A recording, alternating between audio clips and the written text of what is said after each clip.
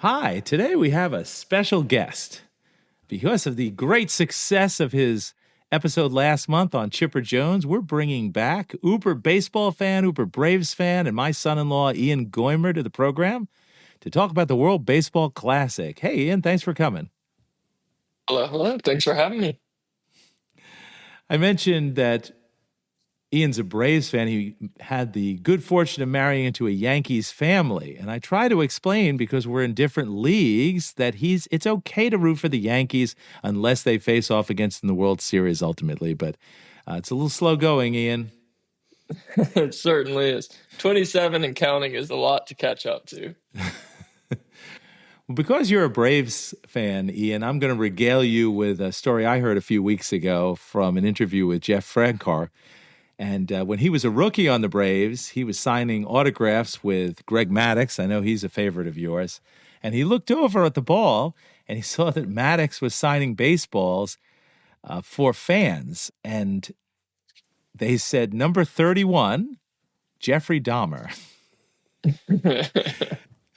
And apparently Maddux wanted to foil people that he felt were going to resell those baseballs. So instead of writing Maddux, he chose to write the autograph of Jeffrey a Dahmer. serial killer there, and he wouldn't do it for the kids, though.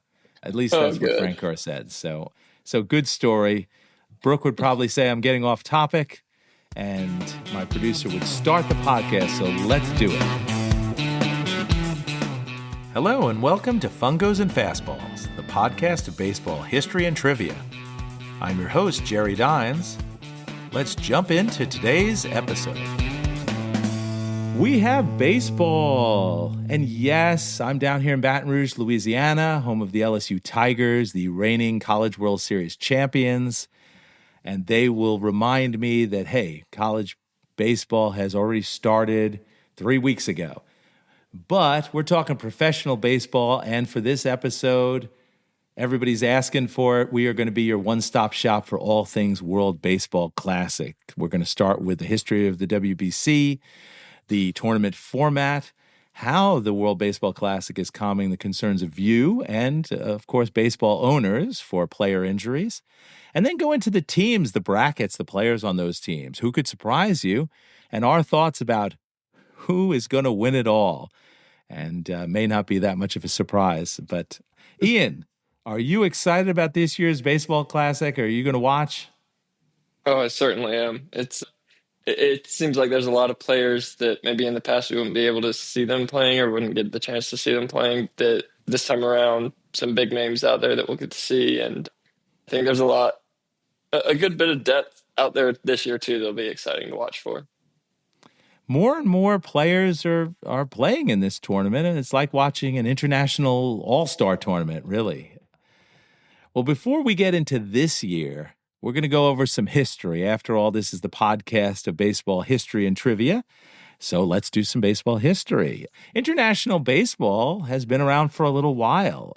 There's been Olympic baseball very inconsistently, and even exhibition baseball game was played at the 1900 Paris Olympics. There were two American teams, but there have been multiple exhibition games at the Olympics throughout the years, and finally in 1992 in Barcelona, it became a medal sport. But it was voted out of the 2012 London Games. It was actually the first sport that was voted out since 1936 when polo was voted out.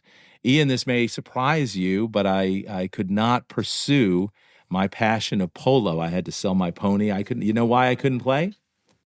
Because you're a doctor. Well, yeah, I mean, but you can't let your real career get in the way. No, I'm a left-handed hander at southpaw, and left-handed players are banned from polo because of potential accidents, and so it's a very discriminatory sport. That's why I like baseball Mm. much better. Since 2012, baseball's been back, but it wasn't in Paris, and I believe it's expected back for LA in 4 years or 2 years now. But Oh, there's exciting. also been there's also been the Baseball World Cup, which has been, initially every year, then every 2 years from 1938 until 2011, when really replaced officially by the WBC. But there's been a lot of challenges to international baseball. For many years, only amateurs could play. Mm. And, most of these are played during the baseball season, especially the Summer Olympics. So who's going to take a couple weeks off and travel somewhere when you've got a regular season game going on? And then finally, owners very concerned about injuries. Even back, Yankees owner Steinbrenner used to hate the idea of letting his players play in international play. But finally, in 2006, we have the World Baseball Classic, which has been played every 3 to 4 years, taking a year off in 2020 for COVID, last in 2023. I don't know if you were watching back in 2006. I wasn't, but more recently, have you been watching those recent classics, Ian? Yeah, I've been watching. I, I don't really recall much about 2013, but do think that I was watching then. 2017, watched some of that one, especially getting to see, I think it was, they were teammates at the time with Baltimore, but Adam Jones robbed Manny Machado of a big time hit in that series. It was kind of fun highlight reel to watch. And then the last one, getting to see, U.S. and Japan go head to head. A lot of fun watching that, and a lot of exciting moments in that final game too. Yeah, it's a single elimination final game. So Japan won in 2023, that famous at bat where then co-teammates on the Angels, Otani faced off against Mike Trout. So it was a very exciting way. Our producer, Brooke, would probably say conspiratorial. She thinks the networks and advertising sets up these special moments in sports. But we'll talk about that throughout our podcast, I'm sure. Japan has been the big winner. They've won 3 of the 5 championships, including the one 3 years ago. U.S. has only won 1. Probably that's why you watched back in 2017. They won over Puerto Rico. Let's get to the format. So you got 20 teams. 16 of those teams are there because of how they performed in the 2023 tournament. And then you might have blinked and missed it, but a year ago, there were qualifying games for the final 4 spots. The 4 teams that did not make it: Germany, South Africa, Spain, and China. I love hearing about these teams because we always think of baseball in the U.S. and the Caribbean and, of course, Japan. But hey, there are baseball games in even countries like Germany and South Africa too. But the 4 teams that made it and that qualified for this year to finish out those 20: Brazil, Colombia, Nicaragua, and Taipei, or Chinese Taipei. How do players qualify for the World Baseball Classic? The Olympics, you usually have to be a citizen or a national of that team. Of course, if you have dual citizenship, you can choose to play for one country or another, but it's a little loosey-goosey in the World Baseball Classic. You know how folks qualify? I do not know all the specifics, but I do know that there's a bit more flexibility with being able to qualify for particular teams. It makes sense. Some of them, a citizen, or if you were born in the country, or if you're eligible for citizenship, or if your parents were born there. And I think all those make sense. But where it gets a little weird is sometimes they'll allow it if your grandparents were born there, or sometimes if your country has a relationship to another country. A prime example here is, and this came to my attention when Aaron Nola, who I know was born here in Baton Rouge, played for Catholic High, and all of a sudden I saw that he was playing for Italy. And I said, well, yeah, he wasn't born in Italy. Were his parents? No. And it turns out his grandparents were born actually in the city of Nola, Italy. This is a very Italian thing, I think, taking on the name of your hometown there, kind of like in The Godfather with Vito Corleone, coming from Corleone. That wouldn't work for me. I'd be Jerry Jersey City, which I don't know if that sounds like I Rolls off belong the in. tongue. Yeah, it sounds like I belong in The Godfather there, but we were working on new nicknames. Weren't we on our last podcast? Were we going to call me Chip because I'm a junior, like Yeah, we're Chipper gonna call you Jones? Chip. Yeah, I think you need each podcast. You need to get a new nickname, and then you got to see which one just sticks with you. Brooke, my wife and producer, Brooke. Did we establish that as a nickname? I think we need to take a family vote. A family vote. All right, we'll get back to you folks on how that vote goes. But Nola isn't the only one. most of the Israeli team is made up of American Jewish players. You have people like Jazz Chisholm, the Yankees' second baseman. He's playing for the United Kingdom, despite the fact he was born in the Bahamas. And the Bahamas are an independent nation, but they are related to the United Kingdom via the Commonwealth. Even Xander Bogaerts, he's playing for the Netherlands, but he was born in Aruba. So you do have these, light relationships. I mean, it almost seems, I made a joke with Brooke that if I do a stopover in Istanbul on an international flight, maybe I can pay for the Turkish baseball team. But I didn't say that was a good joke. She's going to enter cricket sounds on that one. Or maybe a sad trombone, exactly. Ian, what do you think? Do you think these qualifications are a little too loosey-goosey, or do you like that folks are able to honor their heritage by playing for these different nations? I like it. I think it's pretty neat to just see some of the people that maybe they wouldn't have an opportunity with one team to play, getting to go somewhere where they do have that connection and can represent and honor the heritage. And you can see that, I mean, the players just seem very passionate about representing the teams that they represent. So I think that still stands out as something that's a neat aspect of it. I agree. At first it was a little odd, but it does seem nice playing for a team where you're maybe your grandparents' heritage. And it does allow more high-profile players on those teams, as opposed to minor league players playing in Australia, for example. So, well, one of the big things we mentioned a little before is injury concern, and that's been present for years. And so, because of that, insurance company has to underwrite a player's salary just in case they get injured. These are real concerns. Ian, you remember what happened in 2023 in the World Baseball Classic? Oh yeah. I think Edwin Diaz had just signed that huge contract with the Mets, and before he even pitched a single pitch for him, went out, and I think it was his knee, something with his leg that he injured on a celebration and ended up missing. I think it was the whole season he missed too. He did. He missed the whole season, not even during a playing injury, as you said, celebrating. And Jose Altuve, right? Yeah, Altuve got injured as well. Was it his hand that he had injured? He required, thumb surgery. Yeah. So this is a real concern. And so what happens is the insurance company has to approve you, and if you're deemed a little too much of a risk by them, then your team has to okay it.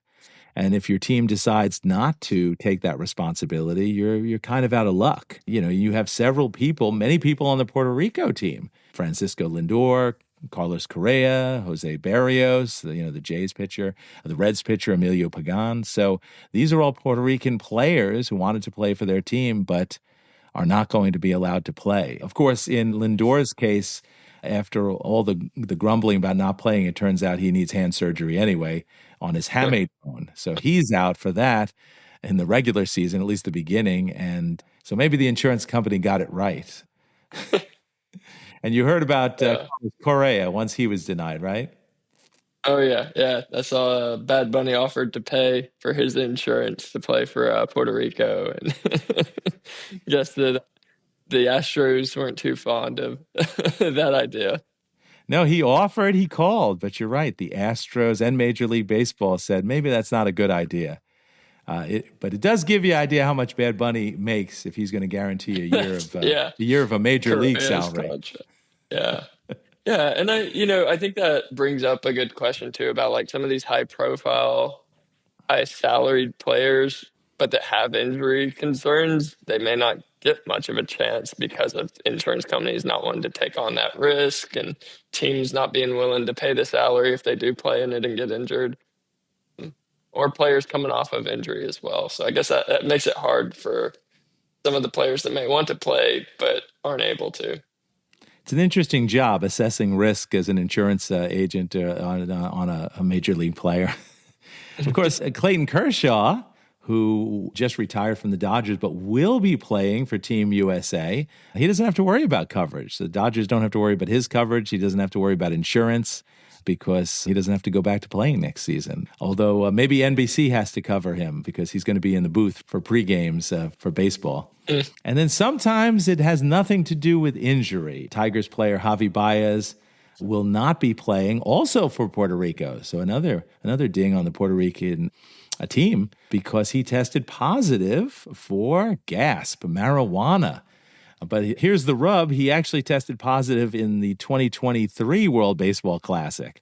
It was like a 2-year suspension, but it started in 2024. So it actually carries over into this year. Marijuana is not really performance enhancing, quite the opposite. But also, it's legal in Major League Baseball, but not in the World Baseball Classic. So as far as allaying some of those concerns, they have made some adjustments to the game. Pitching restrictions, right, Ian? I think I saw, is it that you can't pitch if you've pitched like 30 or more pitches? You can't pitch consecutive days. And then I think it's like if you hit 50, you have to have 4 days of rest between. Yeah, pitching. Days of rest in between, and pitcher maximums per game, 65 in the first round all the way up to 95 in the championship round. And I don't know if this is a good thing. It kind of reminds me of Little League, but they have a mercy rule. So if some of these games wind up being blowouts, if you're ahead by 15 runs after 5 innings or 10 runs after 7, they stop the game there. So, well, let's go to the format, and then I want to discuss the different pools. I'm going to ask Ian who he thinks out of these pools will make it and who not. You know, we start out with 20 teams. There are 4 pools of 5 teams. And in the opening round, you play a round robin. You play against each of those teams, and only 2 of those 5 will move on to the next round. There's going to be the quarterfinals, and the teams are in 4 different locations. You've got San Juan, Puerto Rico. You've got Tokyo. You've got Houston, and you've got Miami. Hey, I wonder if there's still tickets for the Houston games. Maybe we're kind of close. We can take a direct flight to Houston, right, Brooke? Definitely. I'd agree to buying those. Yeah, that, but not a bobblehead. $60 bobblehead. She'll pay $500 for tickets for the World Baseball Classic. A little discrepancy there. After those 4 locations, you go to the semis in Miami and Houston, and then the finals would be on Miami in March 17th. So again, 2 weeks of glorious international baseball. Let's go to the pools, Ian. I'm going to read out the 5 teams in each pool. You tell me who the number 1 team will be. Probably obvious, and who you think is going to be the second team that gets through to the quarters. So Pool A, Puerto Rico, Cuba, Canada, Panama, and Colombia. What do you think? Yeah, I think Puerto Rico's the favorite for me there. They're missing a lot of players. You think so? Yeah. I think even with the misses, I still think that they've got a good shot there. Still some really good players on that team. And then I think, secondly, I'd see Canada. I do think that Canada's got some good players on the team as well. And I think that, is it the Naylor brothers are playing for Canada as well? And no Freddie Freeman, but you got the Naylor brothers, yeah. Yeah, it's a little unfortunate to not see Freddie out there for them. But they got Tyler O'Neill, I think, is playing for him as well, who should add some pop. And he's fast, too, so got some speed there as well. And they've got some good starting pitchers that should be able to help them at least through the round of Pool A. Yeah, no Pivetta. Maybe I remember him on the Yankees, but I'm not a tremendous fan of Jameson Taillon, but I don't know. We'll see. We'll see what happens. Pool B. This is the USA pool, so this is the pool to watch, all you USA fans. Mexico, Italy, Great Britain, and Brazil. So what do you think, Ian? Great Britain wins it all here? Yeah, that's the route we're going. No, I think the U.S. will handle the pool and take the first seed or advance as the winner of that pool. Loaded roster. It's going to be really neat to see Skeens pitching, Skubal pitching. They've got a lot of depth with starting pitchers and also with relief pitchers. Mason Miller getting to see. I mean, he is a fun player to watch play and can throw some gas. So Joe Ryan, Garrett Whitlock, very good pitcher. And then how about that hitting? And I think it's going to be fun to see Bobby Witt Jr. getting to play with him. And I think Bregman's also playing with him this year. Got Harper, Will Smith, and oh my gosh, Cal Raleigh. Will Smith, get that catcher's name out of your mouth. Oh, different Will Smith. I'm sorry. I was like, where's he Yeah, going with this one? Yeah. Cal Raleigh and Will Smith are catching, and you're forgetting whose Yeah. jersey I have on. Captain Aaron Aaron Judge. Judge. Yeah. Absolutely. Yeah. I am in honor of Team USA. I'm wearing my Aaron Judge jersey here today. My World Baseball Classic Team USA stuff did not come in time in the mail for this podcast. Excuse me? Oh no. What did you order? Just jersey, T-shirt, hat, Well, now we'll have to get tickets. You need a place to wear it. my Team USA boxer shorts. I mean, it's The side is in a few days, I am going to be regaled. So yeah, I think USA is a good bet here. Who do you like second? Maybe Mexico?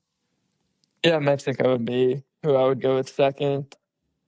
Yeah, I don't think Brazil's got too much of a shot there. They do have Bichette on their team, though it's not Bo Bichette. It's his Not Bo brother. Bichette. So yeah. So I do think that the depth that Mexico has will help them get through, and they've got some good players on there as well. So Pool C, Japan, Australia, Korea, South Korea, Czechia, or the Czech Republic, and Chinese Taipei. Who do you like there? Japan's the clear favorite to me. I think it's a little less clear who the runner-up would be here. I think this one's probably, for me, the hardest to pinpoint someone to be the runner-up. But I would go with, I think, Korea. I would love to see the Braves' new free agent acquisition play shortstop for him, but he will be out and injured, so we won't be seeing him play. Right. But I do think that they've got a good shot of finishing runner-up there. Japan's exciting. Definitely one of the top favorites. Obviously, you got Otani, you got Yamamoto pitching. I'm excited to see some of the two players that are new to the Major League Baseball that have been playing in the Nippon Professional League for several years. You got Kazuma Okamoto, and he's coming to the Blue Jays in 2026. And then Munetaka Murakami, who is coming to the White Sox. The Japanese call him Murakami-sama because Kami-sama means God. So the Japanese call him God, or a God, and we'll see how much having a God on their team helps the White Sox this year. But he's going to be very good for the Japanese team in the World Baseball Classic. White Sox may need a miracle, but they do. With God on their side. With God on his side. And then Pool D, known last time and probably this time as the Group of Death. You have the Dominican Republic, Venezuela, Nicaragua, and then the Netherlands and Israel. Who do you like here? Lots of fun teams to watch, keep an eye out on, but I do think that Dominican Republic will be the winner. A really loaded roster, lots of fun to watch them play. And then I think runner-up will be Venezuela. They've got a really exciting roster as well. They got some players playing for them this time around that last time around we didn't get to see on them, so it'll be neat to see that. The Netherlands, Ozzy is playing for them, so excited for them. Andrew Jones coaching, and Son is new also Hall of Famer Andrew Jones. New Hall of Famer, indeed. And yes, they should be fun to watch, but I don't know if they have the pitching it's going to take to get too far, but they've got some fun players on the team to watch. Yeah, Kenley Jansen. We mentioned Xander Bogaerts from Aruba, the Netherlands there, before Jurickson Profar. So again, these are, even though the matchups may seem slanted there and underdogs, but there's still some exciting players to watch. And so if you had to predict who's going to be in that final, who's going to win it all, who do you think? Yeah, in the final, I think it comes down to the U.S. and Japan. So a rematch of last 3 years ago, I should say. Yeah, I do think it'll be a rematch. I don't think it's as it's not as compelling to me that is definitely the route it's going to go. I do think the Dominican Republic has a shot, and I wouldn't be surprised to see Venezuela give it a run. But I do think the U.S. will pull it out. That roster is really loaded, and it's neat to see a bunch of people that maybe before we wouldn't have got to the opportunity to see them, that this year we've got a lot of those big names that are showing up and playing for the U.S., and I think got tons of depth, and that will go a long way. Well, Vegas would agree with you. You're only getting even money if you go to Vegas right now and bet on the U.S. Japan, of course, is the second favorite. So, but I'll ask you, who do you think your sleeper is? I mentioned Ian's my son-in-law. Who you taking yours and my daughter rent money and gambling and putting it all on for an underdog there? I would go with Venezuela. And it's weird to call them a sleeper underdog here, just with they do have a pretty solid roster, really good players, but they've never won it. And this year, I think they're not in the top 4 favorites either. So I would have them as kind of my underdog. I also do think Canada's a team to watch. Mexico's a team to watch. But Venezuela would be my favorite of Canada's underdog picks. Yeah, you got Jackson Churio there, and who helped me out on my fantasy team last year. Catcher Salvador Perez, Reds third baseman Eugenio Suarez, and Rangers Suarez, who's now on the Sox there pitching. So it is a good team. I may go with Mexico. Mexico, I think, is right behind them, ranked 6th in the odds. But Randy Arozarena always scares me. But you got Rays first baseman Jonathan Ronda. You got Alejandro Kirk catching and pitching. You got Taj Bradley and the Cubs pitcher Javier Assad. So I think Mexico might be the sleeper there. So I'm excited. I know you're excited, Ian. And really, thanks for joining us today. This was a good discussion, and I hope it explained to everybody who maybe the World Baseball Classic, it's just on their radar that it is time to tune in. So I want to thank everybody for listening today. I especially want to thank Jorge down at Jovi's Tacos, our favorite taco place. He and I were actually discussing the WBC last night. He's rooting for his Mexican team, but he thinks Cuba might be his sleeper. So we'll see who's right. I also want to thank all our listeners. You keep listening. Don't forget to like us on social media, follow us on Instagram, and subscribe on your podcast platform. This is Jerry Dines and Fungos and Fastballs.